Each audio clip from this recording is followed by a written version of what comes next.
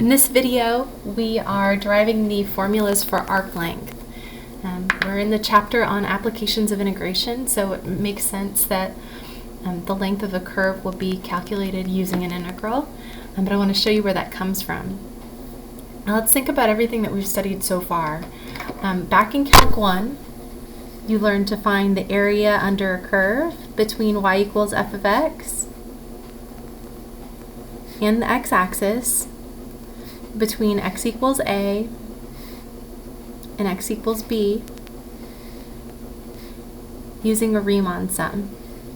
We said if we want this area between x equals a and x equals b and the x-axis and f of x, one way we can do that is we can subdivide this interval from a to b into n equal intervals. We can pick an x value on that and on each of those intervals and evaluate the function there, and then we can draw little rectangles. And then we can find the area of that rectangle and then the area of all the other rectangles, and we add them together. And then we said if we want to be as accurate as possible, if we want to get the exact area under the curve, and we'll take the limit as the number of rectangles goes to infinity of the sum as I goes from 1 to n of the area of all those individual rectangles, and we got this. The area was equal to the integral from a to b of f of x dx. Then in section 7.1 we said what if we want the area between two curves, between x equals a and x equals b. Well, this is a pretty simple generalization. We said I can't find the area between the two curves without calculus, but I can approximate this area in the same way that I approximated that area.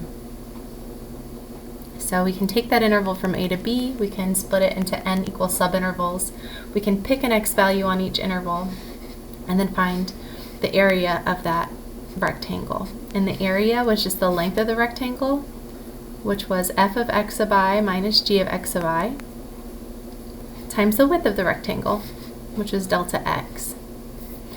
And then we said total area is the limit as the number of the number of rectangles, or as the number of rectangles goes to infinity, of the sum as I goes from 1 to n of this area, the area of the ith rectangle. And we said that that was equal to an integral, the integral from a to b, x equals a and x equals b, of the top function minus the bottom function. We said we could do the same thing if x was going from one function of y to a different function of y. If y was between y equals c and y equals d, well, we could find this area by creating rectangles as well. If we draw our rectangles this way, each of those rectangles has a width of delta y. The length is the top function minus the bottom function. So the area turned out to be the integral from y equals c to y equals d of the top function minus the bottom function. That's in terms of y. Or I guess it doesn't make sense to talk about top and bottom anymore. It's the one with the larger x values minus the one with the smaller x values. So this is the right function minus the left function. And then we integrate with respect to y. Then we said, okay, well, what if we wanted the volume of a solid that had some base? Maybe it looks like this. And we know that the cross-section is perpendicular to one of these axes. Let's say this is the y-axis and this is the x-axis. Maybe we want the cross-sections perpendicular to the y-axis to be, let's say, a semicircle. So we've got this little semicircular slice sitting on top of this rectangle in the xy plane. Or if we want to draw it in 3D, got that weird shape over here that I've drawn. trying to draw something similar unsuccessfully over here. That's supposed to be that shape. But it's got little, oops, perpendicular to the y-axis, not the x. Ah, that picture's bad. Let me try again. So we end up with something that looks like this. And cross-sections perpendicular to the y-axis are little semicircles. So we're seeing little slices like this. They're supposed to be perpendicular to the y-axis, but I'm not doing a very good job. Here's the x-axis and there's the y-axis, but we've got these semicircles sitting on top. We said the volume of the solid that's created by that is just equal to the integral from y equals some value. Let's say it looks like this. From y equals some value c to y equals some other value d of that area as a function of y, the area of that semicircular slice, times dy. Or if the cross-sections were perpendicular to the x-axis instead, maybe we've got a triangle sitting on it, like that. Then we're going to go from x equals a to x equals b, and we'll have the area as a function of x times dx. So in all these cases, I wanted to find something that I could not find without calculus. And so I broke it into a bunch of pieces and I found some quantity that I could find with just regular geometry. Area of a rectangle, area of a rectangle, area of a rectangle. Here, area of a semicircle, or area of whatever that slice is, it's perpendicular to the x-axis. And then in the last section,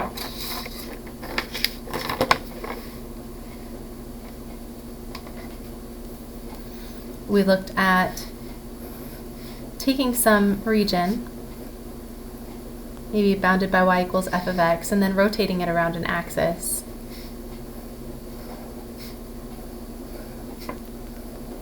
We said we cannot find the volume of this without calculus, but with calculus we can find the volume by splitting this, by slicing this into a bunch of pieces and then finding the volume of one piece.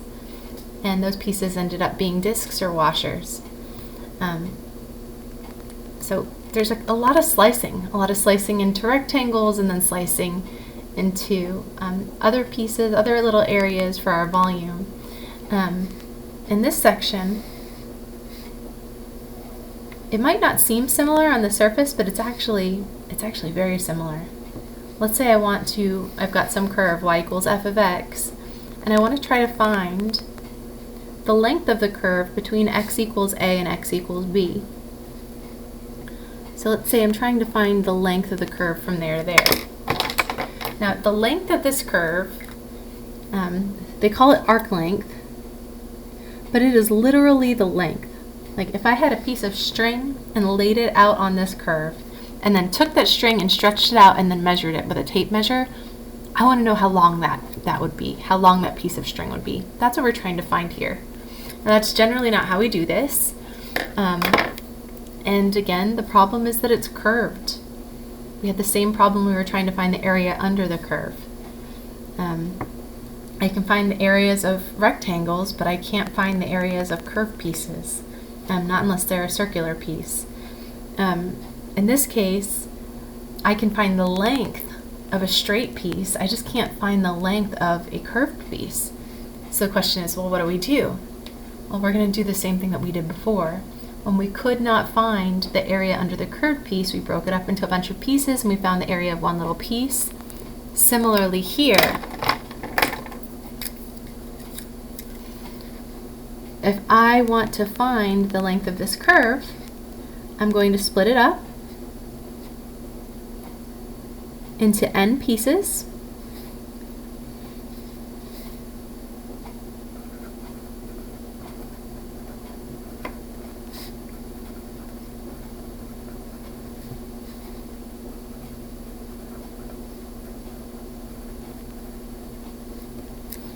And I'll call one of these points x sub I, y sub I.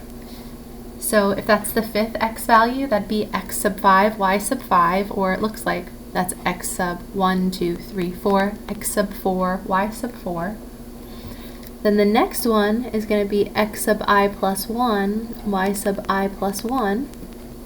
So if that's 4 and 4, this is going to be x sub 5 and y sub 5. It's just the next point.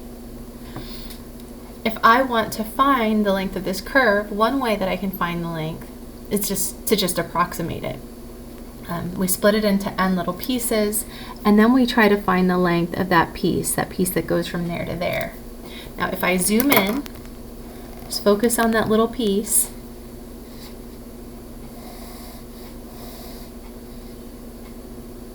Well, I guess I really don't need my axes anymore, sorry. If I just zoom in on that one little piece, I've got a point here and a point here. Here's x sub I plus 1, or x sub I, y sub I, excuse me. Here's x sub I plus 1, y sub I plus 1. And we've got a curve that looks like this. And if there are lots of pieces, the more pieces we have, the straighter that curve becomes. As long as there are no sharp corners.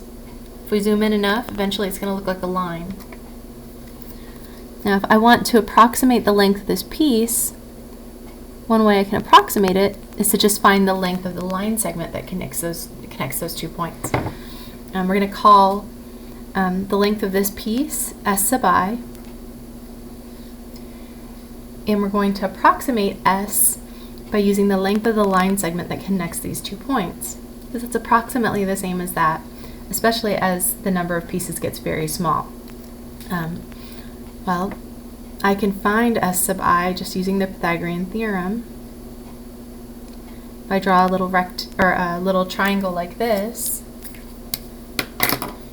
well, the length of this side squared plus the length of this side squared has to be the hypotenuse squared, or the length of s sub I squared.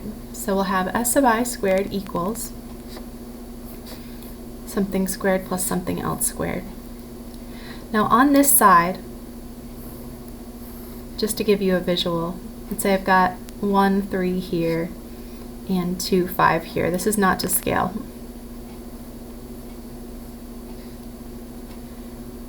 This distance from here to here on the side of the triangle is just 2 units, right? How do we find 2? Excuse me.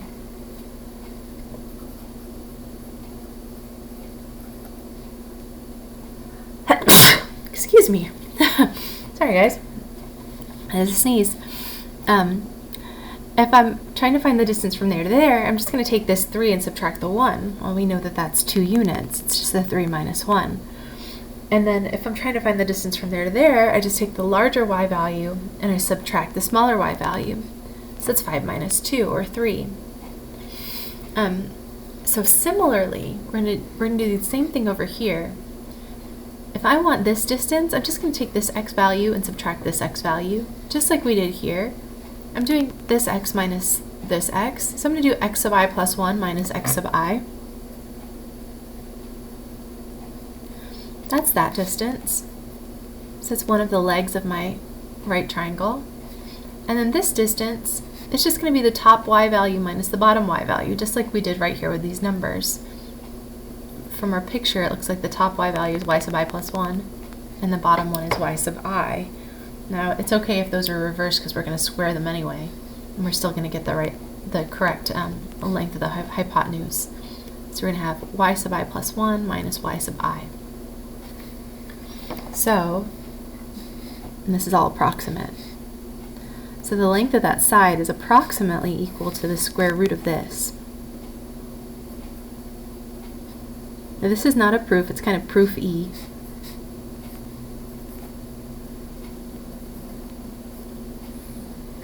It just sort of suggests a proof. Say, okay, well, what are these pieces? Well, if I'm going from one x value to another, isn't that just the change in x?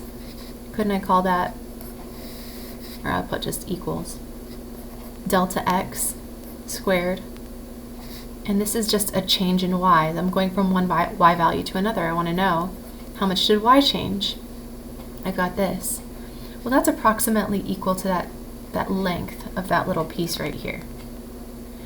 Now, this is not enough for an integral. If I take the sum as I goes from 1 to n of this, I mean, I don't even have a dx over on the side. I don't have a delta x or a delta y over here. So it's not going to look like an integral like we're used to. We need to have that variable of integration over on the right-hand side. So you say, okay, well then what do we do? Here's what we do. I really want to integrate with respect to x, because I'm talking about a part of a curve from x equals a to x equals b, and I've got y equals f of x over here. So in order to make that happen, I'm going to multiply and divide by delta x squared. So I'll put a delta x squared down here and a delta x squared over here. Now, that's a sum. They have the same denominator, so I can take this and divide it by delta x squared and take this and divide it by delta x squared. So that's delta x squared over delta x squared, which is 1.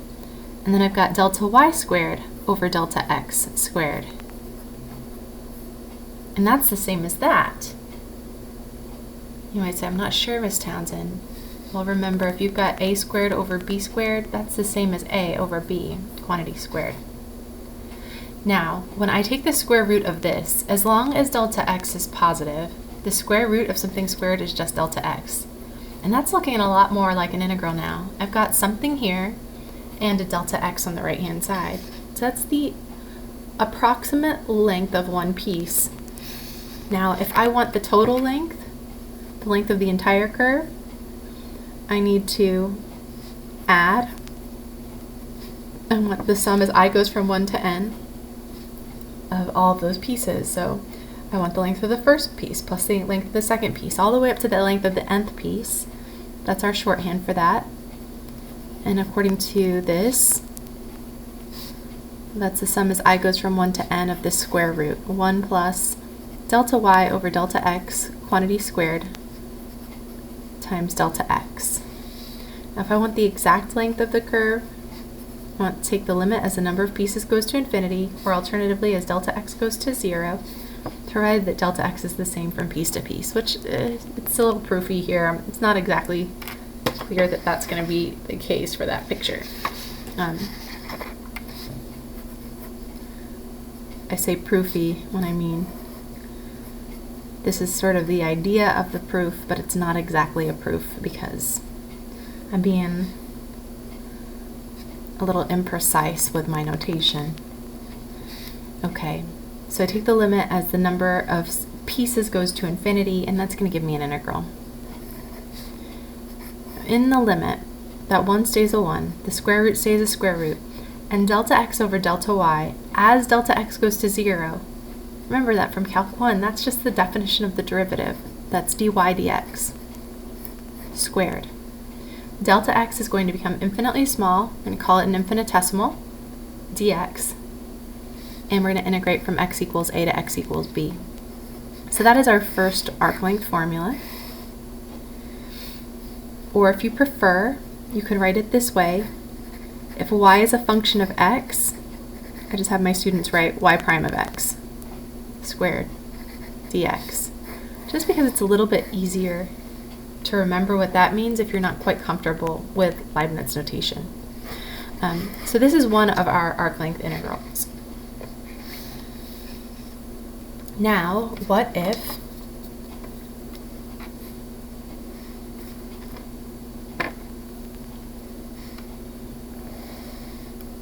instead we had x as a function of y,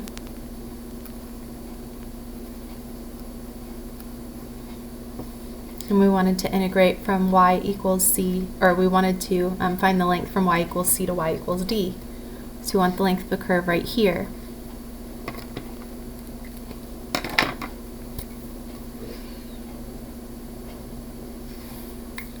Well, we're going to do exactly the same thing. You're going to subdivide this into n pieces, and then you're going to find the length of one piece, the piece that goes from there to there. Now everything is going to stay the same. We've got this here and this here until I get here. Now since x is a function of y, and we've got bounds for y. Y goes from c to d. I don't want a delta x over here. I don't want to integrate with respect to x. I'd rather integrate with respect to y. So I'm going to do this, but instead of dividing by delta x squared and multiplying by delta x squared like I did, I'm just going to do the same thing, but use the delta y squared instead. So let's do that.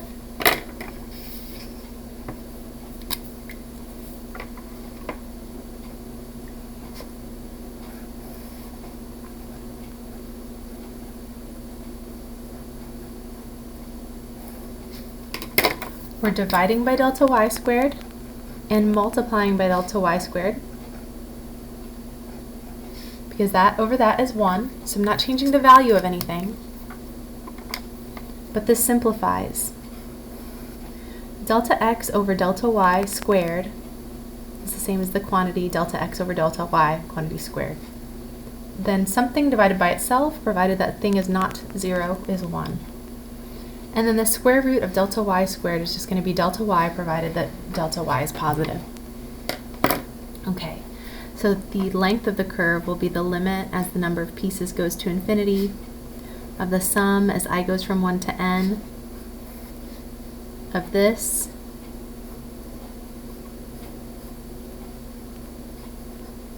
so that's the length of each piece.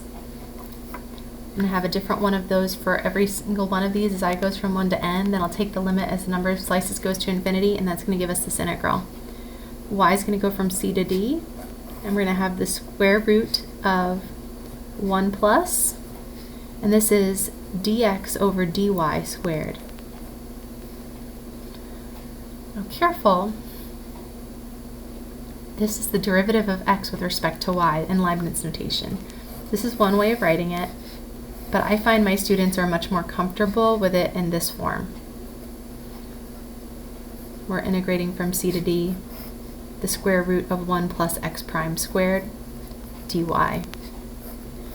Now, sometimes even that notation is confusing, but remember, x is a function of y. When you take its derivative with respect to y, you get a function of y. So this is a function of y times dy. On this other one, you've got y prime, and y was a function of x. When you take its derivative, it's still a function of x.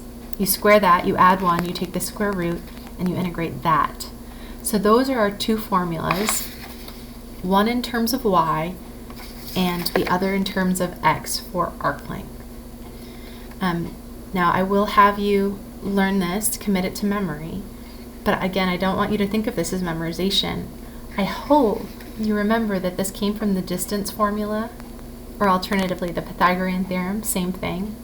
The distance between this point and this point is given by the Pythagorean theorem. The distance is the square root of this squared plus this squared. So we come up with this, and then alternately, if we divide by delta x squared and multiply by delta x squared, we get the arc length as some function times a tiny change in x. Or if we do the same thing, but instead of using delta x squared, we use delta y squared and delta y squared, we get some function times a tiny change in y.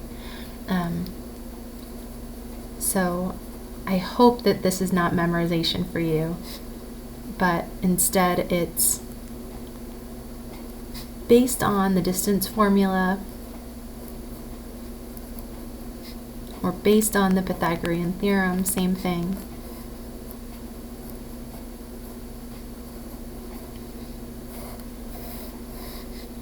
But here's your integral in terms of x,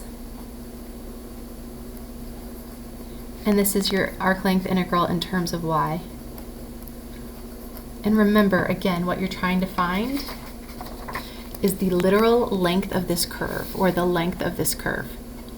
We want to know, if we could stretch it out and measure it with a tape measure, how long would it be? That's what we're trying to find. And these are the integrals that allow us to find that.